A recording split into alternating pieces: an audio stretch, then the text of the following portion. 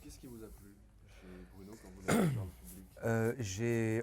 Ce qui m'a plu, c'est que j'ai vu que c'était un petit déconneur qui faisait marrer les Même nanas. physiquement, il y avait un truc qui te plaisait. Oui, chez il moi, y avait quand même. aussi, bien sûr, il y avait ce côté un peu altier, un peu ce côté un petit peu autrichien, tu vois. Voilà, hiératique.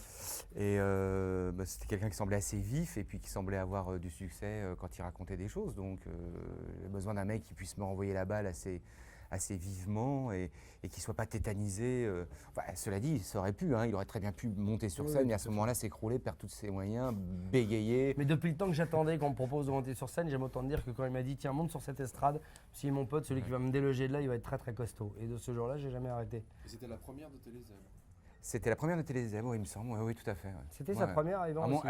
pour moi, c'était ma première en télévision, mais C'est- je pense que c'était aussi la première de Télézèbre. Ouais. C'est assez rare dans ce métier où on vous propose, vous aviez un rôle bien inscrit et à la fin de l'émission, vous partagez avec quelqu'un qui est complètement inconnu. Il a sa pudeur, va l'empêcher de répondre, mais c'est pour ça que je suis toujours pote 15 ans plus tard avec lui. Parce que quand vous rencontrez quelqu'un qui accepte de partager votre gâteau, son gâteau, d'ailleurs pas votre gâteau, mais son gâteau tout de suite avec un inconnu, vous dites je suis quand même pas tombé sur le dernier de la classe, quoi. Donc vous restez avec lui et puis chaque jour vous dites que vous avez eu un peu de bol, que on vit que pour ces rencontres-là.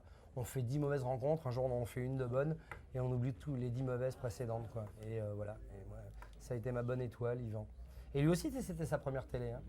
Et c'est lui qui avait eu cette idée de prendre chaque semaine quelqu'un dans le public pour venir faire l'arbitre de la chronique qui est présentée.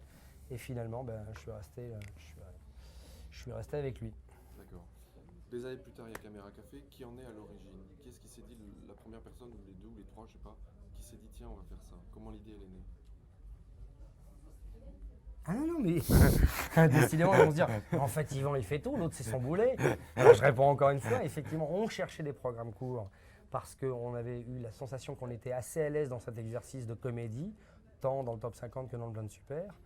Et on se creusait la tête avec Alain Capov, donc le créateur de la série avec Yvan et moi. Et un jour, alors que nous cherchions, Yvan est arrivé et dit « Et si on racontait la vie d'une entreprise vue au travers de sa machine à café ?» Et là, pim, de cette idée, on a écrit une Bible et on a créé la série. Mais l'idée maîtresse, c'est Yvan qui l'a amené.